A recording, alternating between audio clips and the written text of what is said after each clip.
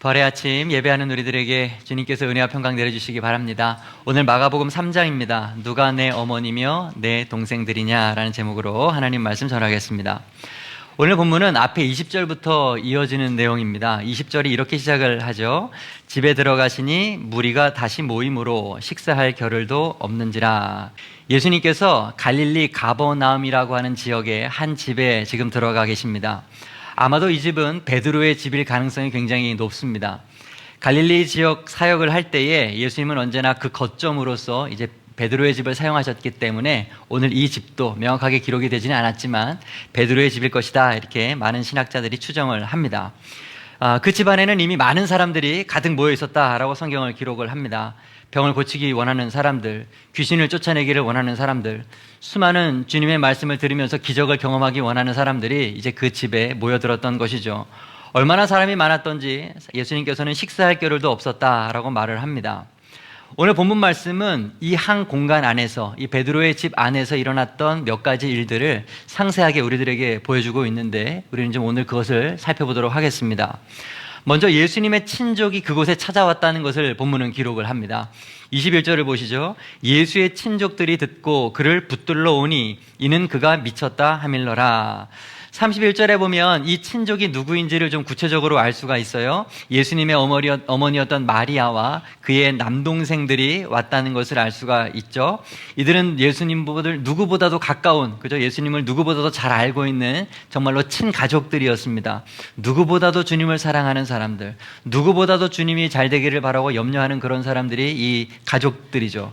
그런데 이들이 예수님에 대한 소문을 들었는데 그 소식이 너무나도 충격적인 거예요. 너무나도 나쁜 소식입니다. 예수님께서 미쳤다라고 하는 소문이 지금 가족들의 귀에까지 들린 것입니다. 종교 지도자들과 충돌하는 얘기죠. 예수님께서 율법과 반대되는 행동을 하고 다닌다는 나쁜 얘기가 소문이 이렇게 들리고 있는 것입니다. 그 사태가 점점 더 커지는 것을 염려해서 예수님의 사역이 더 이상 진척되지 않도록 막기 위해서, 그죠?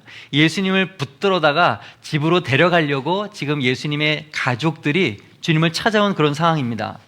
원래 예수님의 가족은 어디에서 삽니까? 나사렛에서 살지 않습니까? 지금 그런데 이곳은 가버나움이라고 하는 곳이에요. 나사렛에서부터 가버나움까지는 직선 거리만 30km가 됩니다. 굉장히 먼 거리죠. 하루 꼬박 걸어서 가야 되는 그 거리를 걱정하면서 예수님 보호하려고 가족들이 온 것입니다. 근데 문제는 뭡니까? 도착을 했는데, 예수님이 계시다라고 하는 그 집에 도착을 했는데 주님을 만날 수가 없습니다. 이미 그 집에는 수많은 사람들이 모여있기 때문에 주님께 나아갈 수가 없는 것이죠. 그래서 그들은 집 밖에서 예수님을 불러요. 31절을 보겠습니다. 그때에 예수님의 어머니와 동생들이 와서 밖에 서서 사람을 보내어 예수를 부르니, 여러분 아주 중요한 포인트예요. 그들은 지금 집 안에 들어오지 않았습니다. 집 밖에 머물면서 집 안에 계신 예수님에게 사람을 보내서 주님으로 하여금 밖으로 나아오도록 자기 쪽으로 주님을 끌어들이려고 하고 있는 것입니다. 여러분, 여기에서 예수님의 친족들의 한계를 볼 수가 있습니다. 그들은 예수님을 사랑하기는 했지만 자신이 가지고 있는 관점으로 예수님의 사역을 이해했던 것입니다. 자기가 예수님께 가지 못하고 예수님이 나에게로 와야 되는 그런 신앙을 가지고 있었던 것이죠.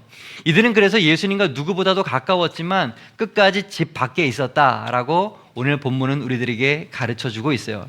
이게 오늘 본문에서 볼 수 있는 첫 번째 사람들입니다. 두 번째 사람들이 있었는데 그들은 서기관들입니다. 오늘 22절 말씀을 보시죠. 예루살렘에서 내려온 서기관들은 그가 바알세불이 집혔다 하며 또 귀신의 왕에 힘입어 귀신을 쫓아낸다 하니, 이 사람들은 예루살렘에서 올라왔던 이스라엘의 종교 지도자들입니다. 예루살렘에서 왔다라고 하는 것은 예루살렘 공의회가 이들을 공식적으로 파견했다는 것입니다. 여기 율법을 저해하는, 율법에 반대되는 것을 선포하는 예수라는 사람이 있으니 가서 그를 막으라라고 하는 공식적인 사명을 띠고 지금 주님을 붙잡으러 여기 온 것입니다. 이 사람들은 누구예요? 율법을 준수하는 사람들이잖아요. 생명처럼 율법을 여기는 사람들이죠.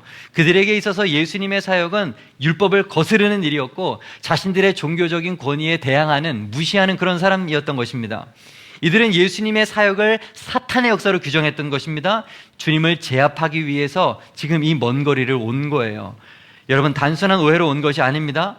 알아보기 위해서, 상황을 파악하기 위해서 온 것도 아닙니다. 이미 결론을 내렸어요. 신학적인 판단을 끝내고 적대하려고, 정죄하려고 지금 이곳에 온 것입니다.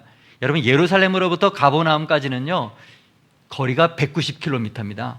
아까 말씀드렸던 친족들이 온 거리보다 더 먼 거리였습니다. 더 많은 시간을 들여야 됐고, 더 많은 수고를 들였어야 했고, 더 적극적으로 와야만 했었습니다. 걸어서 일주일이나 걸리는 그 거리를 지금 온 거예요. 그런데 이들은 주님을 위해서 온 것이 아니라 주님을 적대하기 위해서 왔고, 오늘 본문에 기록된 많은 사람들 가운데 가장 위험한 인물로 성경은 기록되고 있습니다. 마지막으로 세 번째 부류의 사람들이 있었는데, 이들은 누구냐? 집 안에 있었던 사람들이에요. 이미 예수님이 있는 그 집 안에 있었던 사람들. 이들은 예수님의 친족처럼 예수님과 친밀하고 가까운 사람들은 아니었습니다. 서기관처럼 신학적인 지식이 있었던 것도 아니고 사회적인, 종교적인 권위를 가지고 있었던 것도 아닙니다. 그저 예수님의 말씀 듣기 원했던 것이고, 병 고치기 원했던 것이고, 귀신을 쫓아내기 원했던 것이고, 많은 이적을 경험하고 싶어서 주님께 은혜를 바라면서 그 자리에 있었던 것입니다. 그들은 예수님께 열려있는 사람들이었습니다. 자신을 열어둔 자들이었습니다. 그런데 이들만 달랐어요. 앞에서 설명했던 예수님의 친족이나 서기관들은 집 밖에 있는 사람이었지만, 이들만은, 이 무리들만큼은 집 안에 있는 사람이었습니다. 여러분 기억하세요. 똑같이 예수님께 나와왔지만 예수님 안에 있는 사람이 있고 예수님 밖에 있는 사람이 있는 것입니다. 오늘 그래서 지금까지 나누었던 이 세 부류들을 이렇게 정리할 수 있을 것입니다. 첫 번째는 친족들이죠. 주님을 사랑하기는 하는데 아직 집 밖에 있는 사람들이죠. 두 번째 부류는 서기관들이죠. 지위도 있고 지식도 있지만 판단하러 온 사람들입니다. 주님을 정죄하러 온 사람들, 주님을 적대하는 그런 사람들이죠. 세 번째는 무리들이죠. 이미 집 안에 있는 무리들, 그저 말씀 앞에 앉아있는 그 사람들, 은혜를 사모하는 이 사람들입니다. 재미있는 것은 반복적으로 말씀을 드리는 것이지만 이들은 다 예수님을 보기 위해서 나온 사람들이라는 점이에요. 예수님의 친족들도 서기관들도 그리고 이 무리들도 다 주님 만나러 온 것입니다. 근데 목적이 달랐어요.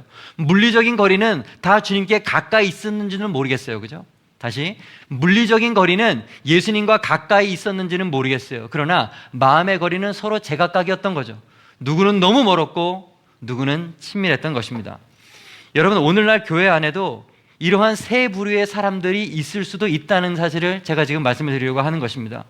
첫째는 친족들과 같은 부류들이 교회 안에도 있습니다.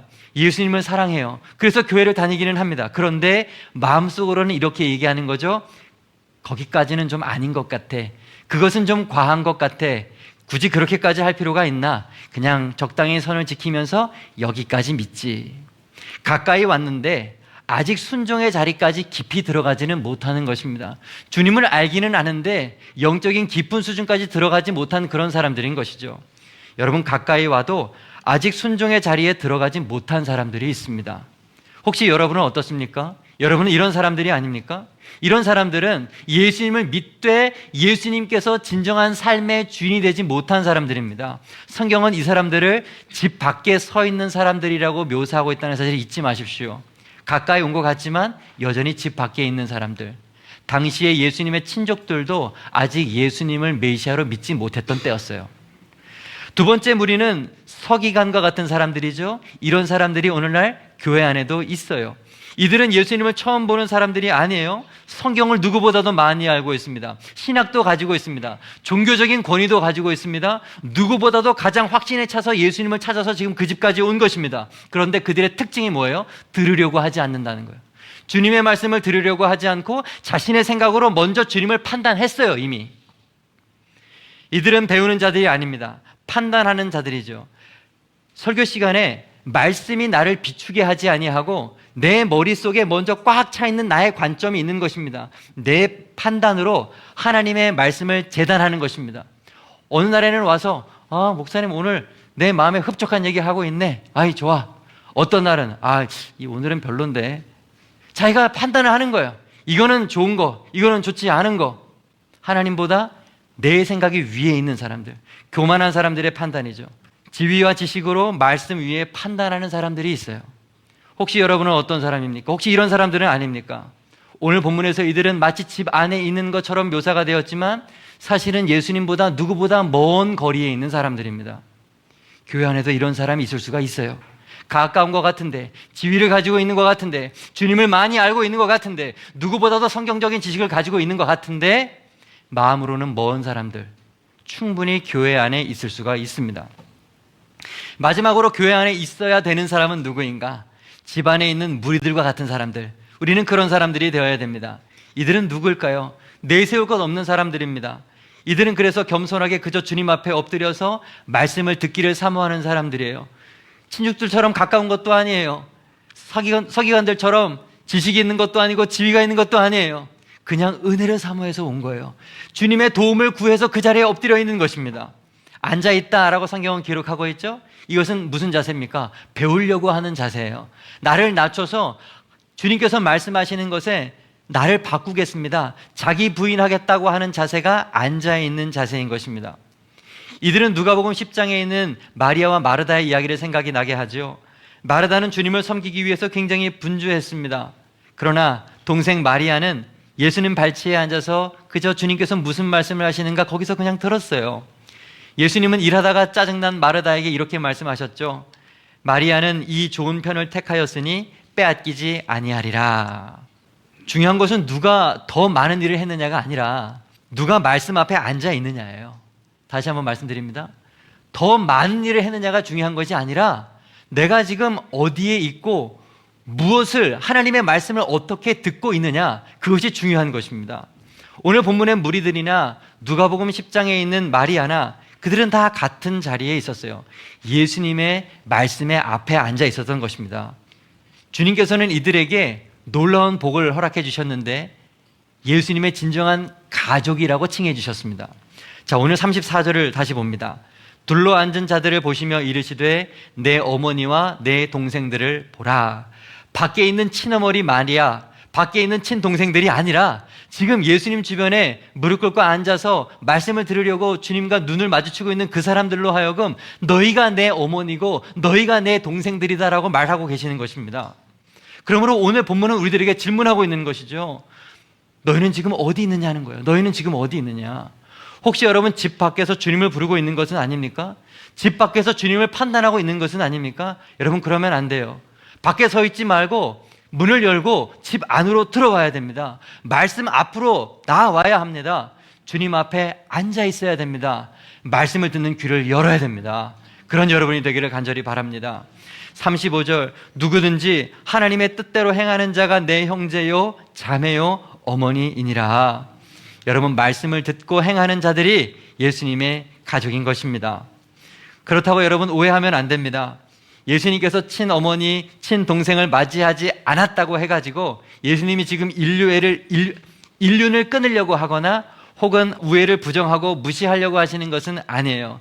예수님께서는 지금 가족의 가치, 그 이상의 새로운 공동체에 대해서 말하고 싶으신 것입니다.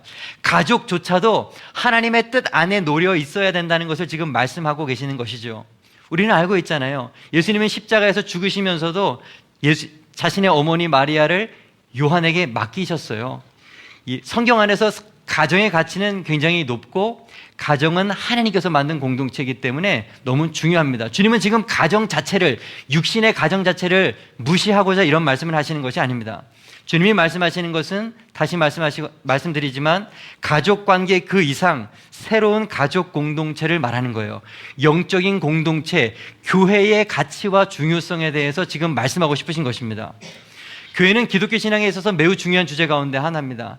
예수님을 믿고 그리스도인이 되는 순간 우리는 새로운 생명이 되는 것이죠. 새로운 가족의 일원이 됩니다. 예수 안에서 형제와 가족이 생겨요. 새로운 가족이 생기는 것입니다. 일반적으로 가족이 부모님의 피로 맺어진 가족이라고 한다면 영적인 가족인 교회는 그리스도의 피로 맺어진 가족입니다. 세상의 가족은 이 땅에 한정이 되죠. 세상의 가족은 중요해요. 그러나 그들에게는 한계가 있는 것이고 한시적인 것입니다. 살아서 육신 가운데 우리가 맺어진 모든 관계는 결국 다 끊어지는 날이 올 수밖에 없어요.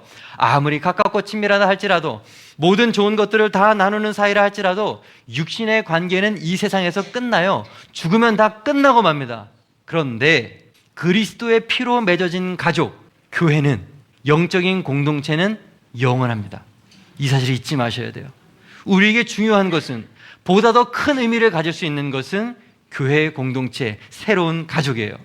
35절을 다시 보세요. 누구든지 하나님의 뜻대로 행하는 자가 내 형제요 자매요 어머니이니라. 예수님의 피로 맺어진 새로운 가족은 누구냐? 하나님의 뜻대로 살기를 원하는 사람들이라는 거예요. 그 사람들로 모인 공동체라는 것입니다. 여러 가지 면에서 다를 수가 있어요. 생각도 다를 수가 있고, 살아온 배경도 다를 수가 있고, 정치적인 관점도 다 다를 수가 있어요. 그러나 그럼에도 불구하고 그들은 하나가 될 수가 있어요. 무엇으로? 하나님의 뜻 안에서 하나가 될 수가 있습니다. 성도는 누구입니까? 그리스도 안에서 새롭게 태어난 사람들이 아닙니까? 그들의 삶의 목적은 단순히 잘 먹고 잘 살기 위한 것이 아니에요. 하나님의 나라가 목적이 되는 것입니다. 그래서 교회 다니는 사람들은 바라보는 곳이 같아요.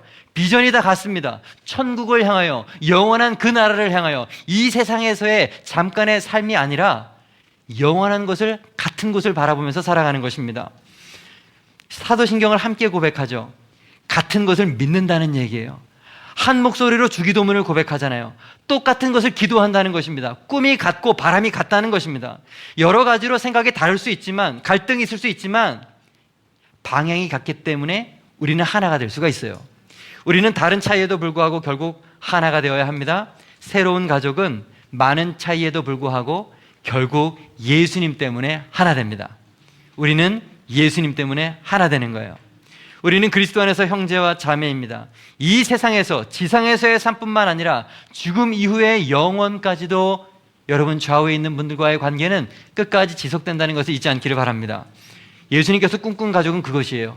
혈연 이상의 공동체, 피로 맺어진, 육신의 피로, 부모님의 피로 맺어진 공동체 이상의 주님의 피로 하나 된 공동체를 주님은 꿈꾸셨던 것입니다.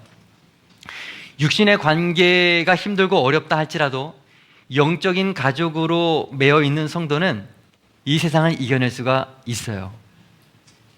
건강한 교회 공동체는 그 어떤 곳에서보다도 위로를 줄 수 있습니다. 힘을 얻을 수가 있어요. 용기를 줄 수가 있고, 우리 안에서 미리 천국을 경험할 수가 있습니다.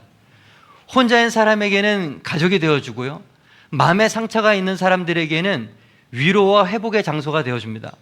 믿음이 약한 사람들에게는 안전한 울타리가 되어주기까지도 합니다. 그러므로 여러분, 영적인 공동체, 예수 안에서 새롭게 맺어진 가족, 교회를 소중히 여기는 여러분 되기를 바랍니다. 물론 이러한 새로운 가족, 아름다운 영적인 공동체가 유지되는 것은 저절로 되는 것은 아니에요. 새로운 공동체를 위해서 우리는 서로 사랑하고 헌신해야 됩니다.